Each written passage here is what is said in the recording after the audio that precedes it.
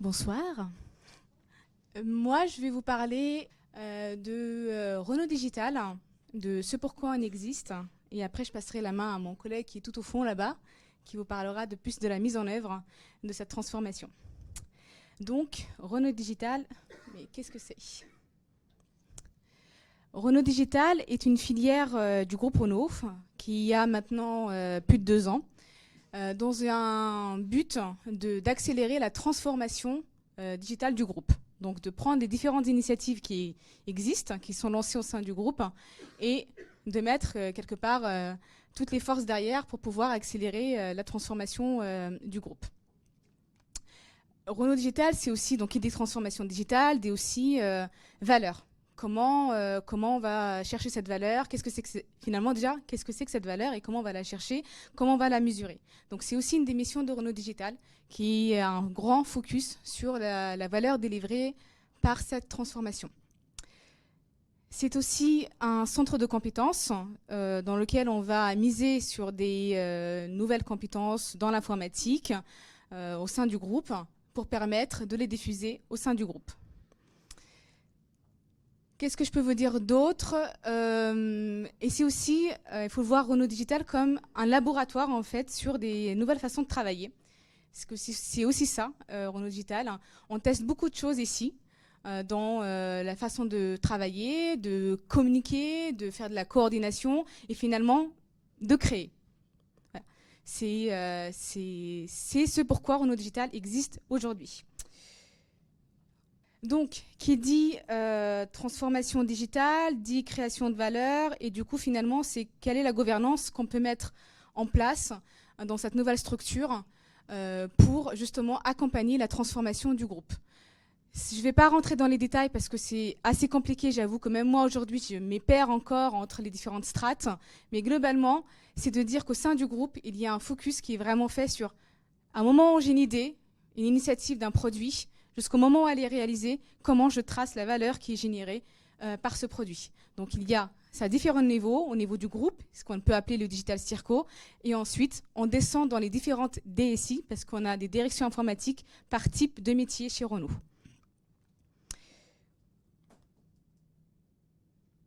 Finalement, l'histoire de cette transformation digitale commence par un besoin qui est exprimé par un product owner ou par un leader de programme. Et ça commence toujours par ça. C'est finalement un product brief dans lequel on va décrire les intentions derrière cette volonté de lancer un produit ou de lancer une démarche digitale. C'est très simple, hein, ce qu'on retrouve là, c'est qui on cible, les besoins, que va faire réellement le produit et quelle est la valeur que ça va générer. Parce que oui, on a cette notion encore de coût-valeur. Comment le groupe, comment ces différentes instances décident de quelle initiative lancer, de quel produit lancer ou quel produit arrêter. Finalement, ce sont ces critères-là qu'on retrouve. On se dit finalement si le produit est essentiel pour répondre à des besoins de normes, parce que Renault est aussi assujetti à beaucoup de choses de ce niveau-là, donc on va le lancer, parce que sinon on prend un risque légal. Des enablers, sachant des choses qui font, si on ne les fait pas, il y a plusieurs produits qu'on ne pourra pas lancer tant que ce produit-là n'est pas disponible. Je ne vais pas toutes vous les citer, sachant qu'il y a un fort accent qui est mis au sein du groupe sur essayer de construire une digital roadmap dans laquelle on pourra avoir une continuité au niveau des objectifs du groupe. On ne fait pas des produits juste pour faire des produits, on fait des produits pour répondre à des besoins terrain, mais on fait aussi des produits qui répondent à des objectifs business du groupe. Au niveau de nos équipes, ce sur quoi on ne transige pas, finalement, c'est les utilisateurs. Pendant longtemps, il y a eu des produits qui sont faits sans forcément avoir consulté les utilisateurs. Finalement, les produits ne sont pas utilisés ou on se rend compte que finalement, ils ne répondent pas aux besoins. Donc, chez nous, chez Renault Digital, on a à cœur d'avoir vraiment, à chaque lancement de produit, de s'assurer que les utilisateurs sont derrière, seront disponibles pour pouvoir faire des feedbacks aux différents OPO et aux équipes et que le produit sera bien utilisé. La qualité, ça aussi, c'est quelque chose sur lequel on ne transige pas. Si c'est pour avoir des produits, pour faire du quick and dirty, c'est pas notre credo. On est vraiment là pour avoir des produits pérennes et scalables. Et l'équipe, évidemment, ça c'est un fort enjeu aussi chez nous. C'est des équipes dédiées par produit, avec un PO dédié, et les équipes sont colocalisées. Finalement, comment ça se passe la vie d'un produit? Ça c'est la partie, on va dire, plus théorique. Une fois qu'on a notre digital roadmap, qu'on a les grandes lignes des objectifs qu'on veut couvrir dans l'année, il y a les produits qui sont sélectionnés pour être lancés. Après ça, on a toute la phase de préparation et de formation des personnes qui vont porter les produits. Et donc là, on retrouve une des problématiques que tout à l'heure Emmanuel citait, c'est la maturité du management, parce qu'ils ne sont pas toujours prêts à se lancer dans l'aventure. Ils ont envie, c'est un beau projet sur le papier, génial, mais quand il faut y aller, parfois ça freine des cas de fer parce qu'on n'est pas prêt à accepter tout ce qui va avec. Une fois que nous avons tous les aspects de préparation et de formation, notamment des PO, parce qu'on insiste beaucoup sur ça, sur la sélection des PO, on passe dans une phase de framing, donc qui est un cadrage du besoin des utilisateurs. Ça dure 4 semaines minimum, et l'idée c'est de sortir à la fin de ce framing avec une vision produit, des personas pour les utilisateurs, un début de backlog pour pouvoir se lancer sereinement. Et c'est aussi un moment où on commence à regarder d'un point de vue solution et architecture, quels sont les différents risques, quelles sont les différentes options qu'on peut avoir. Encore une fois, on ne met pas en œuvre à cette période-là. On est vraiment dans une phase de préparation, d'anticipation des éventuels risques qu'on pourrait avoir pendant la phase d'exécution. Une fois la phase de framing terminée, on exécute, on est dans la phase dure, on va dire, et là, les difficultés qu'on rencontre régulièrement, c'est le recrutement. Tout à l'heure, Emmanuel, c'était la même problématique aussi. C'est finalement comment on trouve les profils qui vont répondre à nos besoins. Donc ça, c'est OK, vous allez me dire, mais le marché est plein, sauf qu'aujourd'hui, le marché est hyper concurrentiel, et c'est pas toujours évident de trouver les bonnes personnes au bon moment pour pouvoir répondre à toute cette demande qu'il peut y avoir chez nous. Il faut savoir aussi que chez Renault Digital, c'est un incubateur. Les produits ne sont pas destinés à rester sur Renault Digital. On va les incuber pendant une phase de 6 mois à 9 mois maximum. On va les accompagner pendant cette période avec Scrum Master, coach et avec l'équipe qui est colocalisée ici. Et après cette phase, il y a la phase que la plupart de nos PO redoutent, c'est la phase de transfert. Parce que oui, il va falloir retourner le produit finalement de là où il vient, avec une nouvelle équipe qui va continuer les développements et qui va assurer le run de développement de ce produit. Et cette phase-là, c'est très compliqué. Je pense que j'apprends à personne, en tout cas aux agilistes qui sont ici, à quel point il est difficile de construire une équipe. Ça prend du temps. Et en général, quand on commence à avoir un vrai semblant d'équipe, en tout cas au bout de ces 6 mois, on commence une phase de transfert, on met des nouvelles personnes dans le processus, et du coup, forcément, on vient bouleverser tout un système qui a mis du temps à se construire. Donc, il faut pouvoir le reconstruire derrière. Okay. Jusque-là, donc je vous disais, ça fait plus de 2 ans maintenant que Renault Digital existe. Ce qu'on a pu apprendre finalement de ces expériences, comme je vous le disais, Renault Digital est vraiment un laboratoire pour essayer de nouvelles choses. Ce dont on s'est rendu compte, c'était l'importance d'avoir un product owner qui soit non seulement de son métier, qui connaisse les besoins de ses utilisateurs, mais surtout qu'il soit disponible. Parce que ça, c'est pas chose aisée. Dans l'activité du groupe Renault, les personnes ont souvent plusieurs casquettes. Et de leur dire, pendant un certain temps, tu vas changer de rôle, hein, tu vas devenir product owner. Déjà, il y a ce gap-là qui est assez difficile. Hein. Ça veut dire quoi, product owner? Comment ça, je change de rôle? Mais moi, j'ai aussi mes autres casquettes au sein de ma direction. Comment je fais? Ouais, pendant un certain temps, tu vas être dédié à une équipe. Et ça, c'est vraiment quelque chose sur laquelle on essaie, je dis bien on essaie parce que ce n'est pas tout à fait gagné, d'avoir des product owners qui soient dédiés à un produit. Les interactions avec les utilisateurs, je ne vais pas revenir là-dessus. C'est essentiel d'avoir des utilisateurs pour qu'un produit pour qu'on puisse parler de produits, tout simplement. Sans utilisateur, il n'y a pas de produit, il n'y a pas de valeur. Et on a eu quelques expériences où on pensait lancer des produits, ok, on vous fournit un PO, mais derrière, les utilisateurs, on a du mal à les avoir, notamment quand il s'agit de déployer dans plusieurs pays ou plusieurs régions. C'est très difficile d'avoir des utilisateurs qui soient dans les régions. Donc ça revient sur la partie du déploiement et la communication avec les métiers sur laquelle on a mis un fort accent et on va continuer là-dessus parce qu'on s'est rendu compte que c'était primordial de les embarquer dès le début dans le processus. Sinon, on les perd et sinon, ils vont, plutôt que d'être des leviers, ils vont être des freins. Donc, dès le départ, on essaie de les intégrer dans le processus de digitalisation. Ce qui nous reste encore j'allais dire, à passer comme challenge, mais on y arrive petit à petit, c'est évidemment de partager au sein du groupe toutes ces leçons, j'allais dire, mais ces apprentissages, effectivement, et d'en faire, plus que de les répandre, c'est vraiment d'en faire des leviers. De dire, voilà, on a testé, on a vu sur 2 ans ce que ça donne. Maintenant, si ce n'est pas suffisant, en fait, c'est une preuve. C'est une preuve que ça marche, c'est une preuve et on sait ce qui ne marche pas. La partie passage à l'échelle, sur lequel Cédric dira plus en détail tout à l'heure. Mais effectivement, là, on se rend compte qu'on est dans du multi-équipe, on est dans du Scrum. Mais finalement, comment on passe à l'échelle? Et c'est la vraie question qu'on se pose aujourd'hui au sein du groupe. Je ne vais pas rentrer plus en détail là-dessus.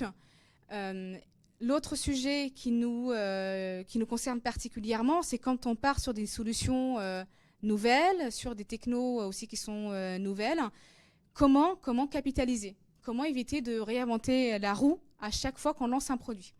Donc ça, c'est vraiment des problématiques qu'on essaie de tacler cette année, hein, donc de s'y mettre, de savoir qu'est-ce qu'on peut mettre en place pour qu'une équipe qui démarre un nouveau produit ne reparte pas avec des nouvelles solutions, des nouvelles technologies, alors qu'il y a des choses qui sont déjà en place. Et évidemment, l'accompagnement du management qui est, là-dessus, on partage la même expérience qu'à la Société Générale. C'est un gros chantier chez nous.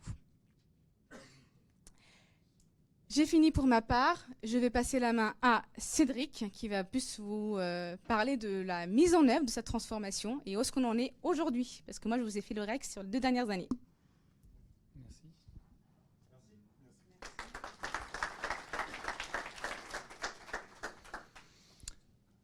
Alors du coup, moi, je vais faire du « et » avec ce qu'a dit Emmanuel et ce qu'a présenté également Julie Kael.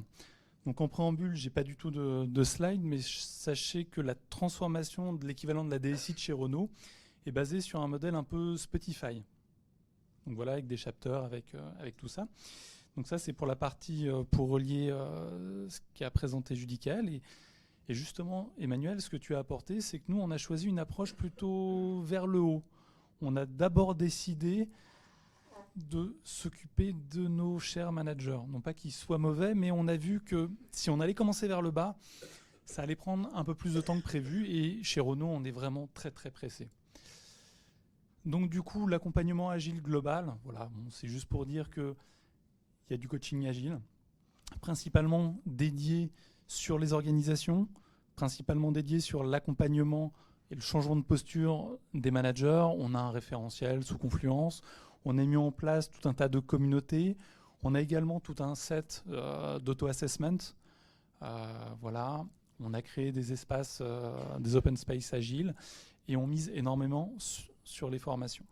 Donc voilà, c'est un peu les 6 piliers qu'on utilise.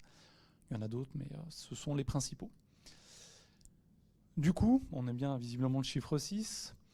On s'est créé finalement une vision on veut être aligné avec le métier, toujours intégrer le métier. Alors, la DSI, c'est 1000, 1500, enfin, on va dire, ça peut monter jusqu'à 3000 personnes, suivant si on prend nos filiales en Inde ou pas. Mais le métier Renault, c'est bien plus. On parle de dizaines de milliers de personnes. Donc, on a pour but également de les amener à plus d'agilité. Donc, en transformant la DSI, c'était un des vecteurs pour attirer les métiers, leur mettre un premier pied à l'étrier. Ce que vous a présenté Fatima, également toujours rester sur l'orientation produit. Excellence, transversalité, c'est effectivement avoir des COP, des centres de pratique ou d'excellence. L'empowerment des équipes. Une chose également, c'est le modèle capacitaire. Chez nous, c'est une cible. Donc fin 2019, on passera à un modèle full capacitaire. Et toujours l'amélioration continue. Alors, retenez simplement nos 6 axes. Et derrière, on en a décliné finalement un operating model. Donc ça ne sert à rien de le recopier parce qu'il ne sera pas du tout applicable dans votre contexte. Mais sachez que à chaque axe, on a un contenu et en gros, on a commencé à penser qu'est-ce qu'il faudrait faire pour atteindre le niveau attendu sur l'un des axes. Donc voilà, ça se présente sous la forme d'un operating model. La transformation va s'opérer en 4 phases.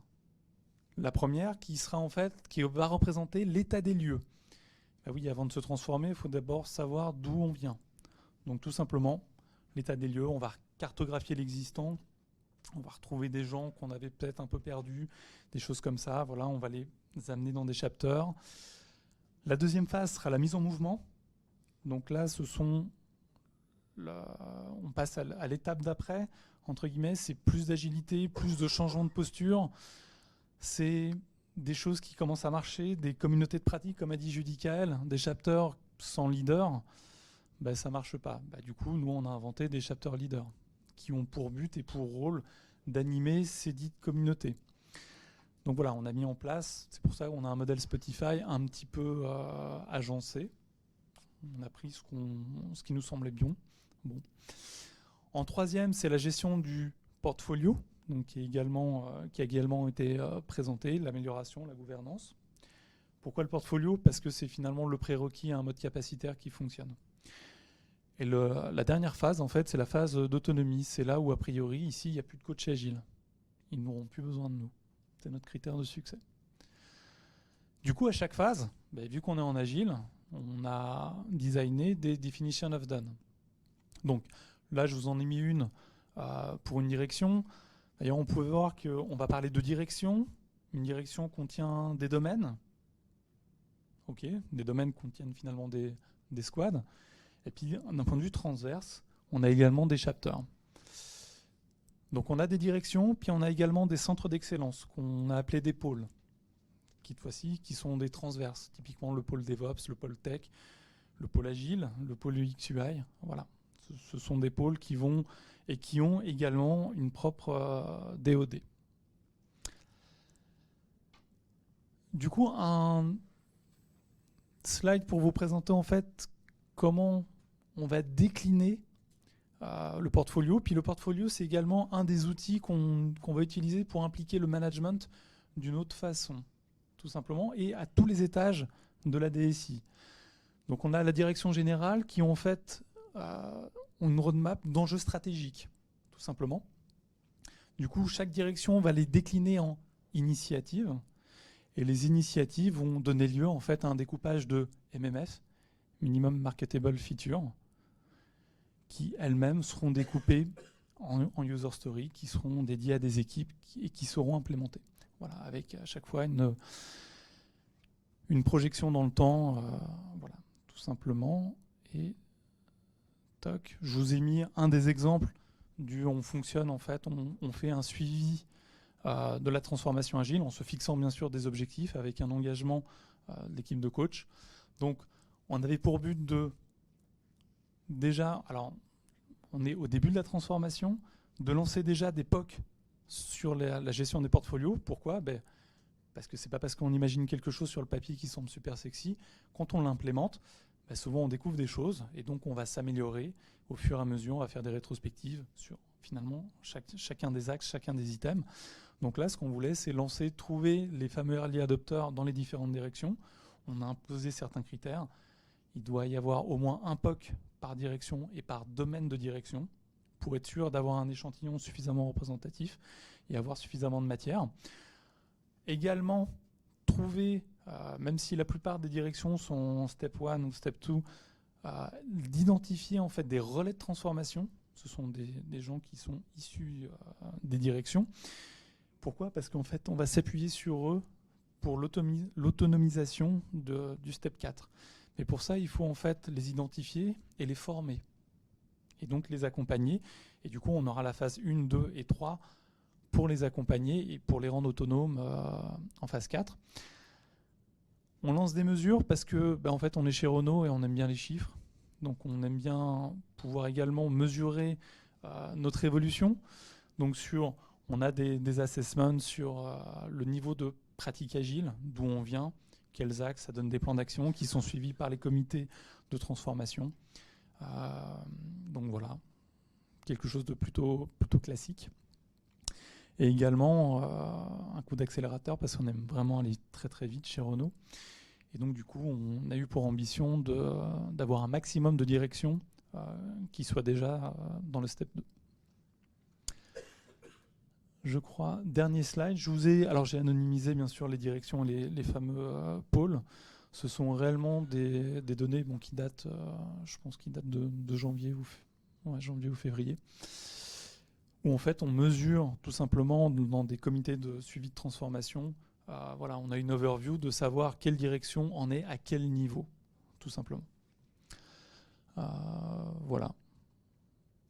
Et je crois que c'est fini. Parce que je m'étais dit que j'allais passer en dernier, il fallait que je sois rapide et concis. Merci. Est-ce que vous avez des questions ? Petite question sur ton tome 2019, notamment sur la partie financement capacitaire. Oui. Tu as mis en gras sur ta slide contractualisation agile des fournisseurs. Est-ce que tu peux un peu nous parler de ce que vous avez mis en place là-dessus ? Non, parce que je ne suis pas la bonne personne pour répondre à cette question. Mais on a bien une personne chez nous qui est en charge de ça. Non plus. Désolée. Faut savoir que le mode capacitaire est pour l'instant toujours en cours de développement. Donc il n'a pas encore été forcément présenté à l'ensemble du groupe. Donc certaines parties sont déjà partagées, mais... Si je ne me trompe pas, Renault est certifié ISO 9001, ISO 14001, enfin un ensemble de normes qualité, avec un système d'audit, de procédures. Comment ça interagit tout ça ? Est-ce qu'au bout d'un moment, ça ne fait pas trop au niveau de l'organisation ou d'avoir des normes qui fixent des audits internes, des audits externes ? Et puis là, il y a les méthodes agiles. Est-ce que tout ça n'interagit pas trop ? Comment ça se passe, cette évolution ? Alors, j'ai déjà été audité dans une autre vie, donc avant d'être chez Renault Digital, et c'était plutôt compatible pour le coup. Donc on se faisait auditer, je me suis fait auditer par la FNOR, et du coup c'était pas du tout incompatible. Là pour l'instant, on ne s'occupe que de la DSI, donc, qui s'appelle chez nous la DIR, Direction informatique de Renault. Il y a également un nouveau plan de transformation, cette fois-ci du métier. Donc notre président, là, Thierry Bolloré, a annoncé ça sur les chaînes qui vont bien et a annoncé le plan de transformation, cette fois-ci, à l'ensemble du groupe Renault. Donc finalement, on a d'abord commencé par Renault Digital comme un laboratoire, on a incubé des projets, on a vu que ça marchait. Alors chez Renault Digital, c'était super facile parce que par construction, la boîte est agile. Donc du coup, assez peu de résistance, au contraire. Il n'y a eu que quelques interfaces à gérer. Là, on est passé, donc on s'est dit, OK, on va faire un peu plus grand. C'est quoi le step d'après ? On va agilifier finalement la direction informatique. OK. On peut dire que la transformation est mise sur des rails et maintenant, il n'y a plus finalement qu'à dérouler, entre guillemets. Et c'est pour ça que Renault a entrepris cette fois-ci la transformation agile du groupe. Où pour le coup, il y aura un peu plus d'impact. Oui, bonjour.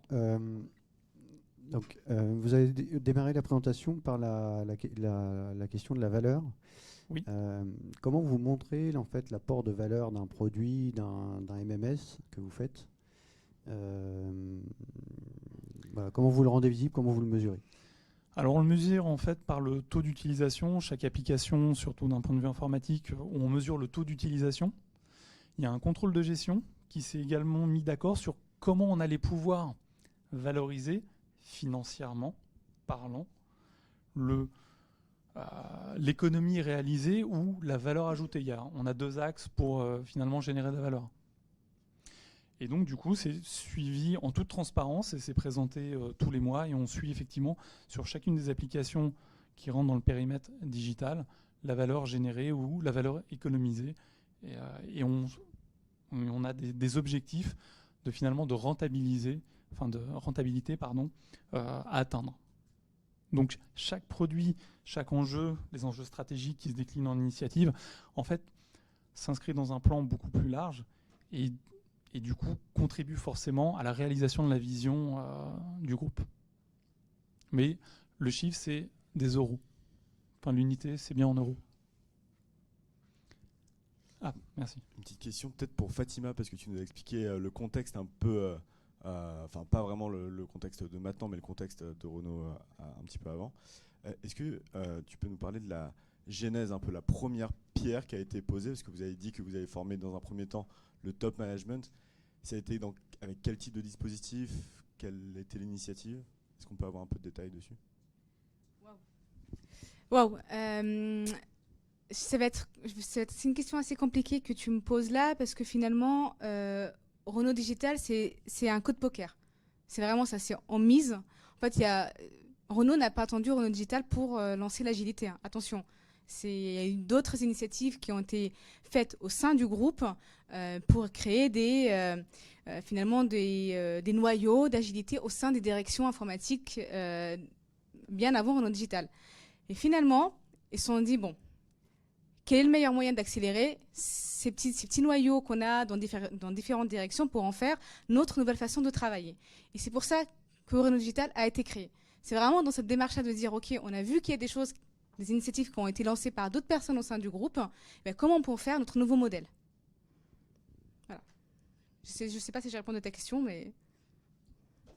Du coup, pour t'apporter un complément d'information, c'est effectivement, il y a eu plusieurs tentatives chez Renault, mais Renault était prisonnier de ses propres process. Donc, en créant la filiale complètement à l'extérieur, on était en dehors du process Renault. Typiquement, pour recruter une personne, chez Renault Digital, on peut parler d'un recrutement qui peut s'exprimer en termes de semaines. Dans le groupe Renault, c'est en termes de mois, 5-6 mois. Voilà. On a, pareil, au niveau des achats, voilà, en gros, on a eu une espèce de wildcard qui nous a permis de mettre en place les choses très très rapidement, de créer les success stories et de démontrer que effectivement ça fonctionnait. Donc depuis, le groupe Renault nous a un petit peu rattrapés et nous réimpose entre guillemets un certain nombre de processus où on essaye de les faire changer. Mais voilà, on jouit encore d'une grande liberté, en tout cas d'un point de vue process, et c'est l'un des accélérateurs qui a permis en fait le succès de Renault Digital. Vous pensez pouvoir avoir un peu de souplesse quand même si vous souhaitez transformer, si Renault souhaite transformer le groupe, que vous allez retomber dans ces freins? Alors, on a la chance d'avoir un sponsor, le sponsor, qui est très très moteur. Et ça tombe bien parce que chez Renault Digital, on a vraiment la culture de la hiérarchie. Donc de toute façon, même si on n'est pas d'accord avec son chef, je ne dis pas qu'on est à la mode japonaise, loin de là, mais on va quand même s'exécuter. Donc ça, c'est un levier, j'ai envie de dire. Mais ce n'est pas le bon levier. Mais en tout cas, c'est quelque chose qui va nous permettre de rentrer. Et donc de travailler, je pense qu'on va... Alors, je n'ai pas le détail du programme de la transformation côté business, mais on mise beaucoup sur l'accompagnement, comme on a pu le faire au sein de la DSI, sur les managers. Et les faire en fait goûter, créer des boucles vertueuses et qui comprennent en fait où se trouve leur intérêt. Alors... c'est pas évident, c'est quelque chose qui va prendre du temps. Parce que là, on va s'attaquer à la culture de l'entreprise. C'est le morceau qui est un peu immatériel, mais qui se retrouve éparpillé dans la tête de chacun. Voilà, on va s'attaquer à ça. On va prendre une dernière question et après on va clôturer, parce que c'est clore le meet-up. On est presque déjà 21h et je pense que vous avez vos familles ou vos maisons à retrouver. Donc, voilà. Une dernière question peut-être? Non, ça y est, c'est la... Vous avez parlé du step d'incubation et pour lequel, arrivé à terme ou à maturité, vous renvoyez le produit et la méthode, et certainement pas les gens. J'entendais qu'il y avait échange justement de personnes. Au-delà de la frustration ou l'émotion que peut avoir le fait de voir partir quelque chose de naissant, comment vous vous protégez de ne pas garder trop longtemps en incubation quelque chose qui va se rapprocher de vous, dire Vous l'avez fait dans un certain contexte de process ou de liberté du process. Comment vous vous protégez de renvoyer ce produit et de retrouver des cases du normatif et qui ne dénaturent pas la valeur que vous avez créée au travers de l'incubation? Très rapidement, et après peut-être que... Ouais, parce que là, c'est son sujet. Je C'est m'occupe son également de ce sujet. sujet-là. Parce que, Des en fait, transferts. pourquoi je dis c'est son sujet? Parce que la notion de transfert, en fait, ça se fait pas comme ça. On ne renvoie pas le produit du jour au lendemain de là où il vient. Il y a tout un processus que Cédric, sur lequel a beaucoup travaillé Cédric. En fait, les équipes, l'équipe qui va reprendre le produit, elle va être avec Renault Digital, pendant un certain moment, pendant une phase, pour justement faire le transfert de connaissances, le transfert de méthodes de travail, le transfert de processus. Et il y a un accompagnement de cette nouvelle équipe qui est aussi assuré après. Donc on ne les lâche pas comme ça dans la nature. Il y a tout un processus derrière pour s'assurer qu'effectivement les bonnes pratiques sont toujours là, le mindset est toujours là, et s'il y a une dérive à un moment ou à un autre, on fait intervenir un ou deux coachs dans la direction. Si tu veux compléter. Ouais, en gros, la durée du transfert est quasiment égale à la durée d'incubation. Donc très très tôt, on va déjà préparer le transfert. On va déjà préparer les équipes pour finalement rendre explicite tout ce qui fait qu'une équipe est performante. Toutes ces fameuses règles que les personnes de leurs interactions n'en ont pas conscience, nous on va les forcer à en avoir conscience. Déjà, ça va leur permettre de s'appuyer sur ces forces pour être encore plus performants. Et ça, on va le rendre visible. Et ça, on va également le transférer. En fait, on va transférer deux choses. On va transférer le produit et finalement l'équipe. Et oui, il y a de la perte en termes d'efficience. Ok, mais de toute façon, Renault Digital n'avait pas le choix. C'était soit grossir indéfiniment, soit de dire à un moment donné, stop, on considère qu'on a la bonne taille. Et ok, on est prêt à payer finalement ce surcoût. À un moment donné, effectivement, pendant 6 semaines, on a les deux équipes qui vont se transférer. Et ça ne peut se faire qu'en colocalisé. Voilà. En fait, les piliers, on sait que ça prend du temps. On sait qu'il faut le faire en colocalisé, et puis il faut le faire à 4 mains. Donc les derniers sprints sont également développés en 4 mains. Voilà. Et ça prend beaucoup de temps. Ça induit effectivement un peu de bruit derrière. Il y a une obligation qui fait de continuer la façon de travailler, le way of working, en agile, parce que c'est un produit digital, donc il est tagué, il est marqué, et il ne peut pas se faire autrement qu'en agile. Il y aura des adaptations, une nouvelle équipe, ok, ils vont redéfinir un peu leur DOR, leur DOD. Par contre, on va quand même faire en sorte de garder le même product owner, qui lui, voilà. Puis on a l'équivalent d'un PL, d'un product leader, qui pourrait, je ne sais pas si ça a des équivalents, mais un espèce de POIT qui va s'occuper, qui est spécialisé dans l'interfaçage de ce produit dans l'écosystème informatique Renault. Donc ces deux personnes-là, ce couple va rester, aussi bien si le produit part en Inde ou au Maroc ou tout simplement reste en France dans une autre équipe. Voilà. Alors on a aussi, tu les connais, nos PL sont différents des solution architectes. Mais voilà. Merci à vous.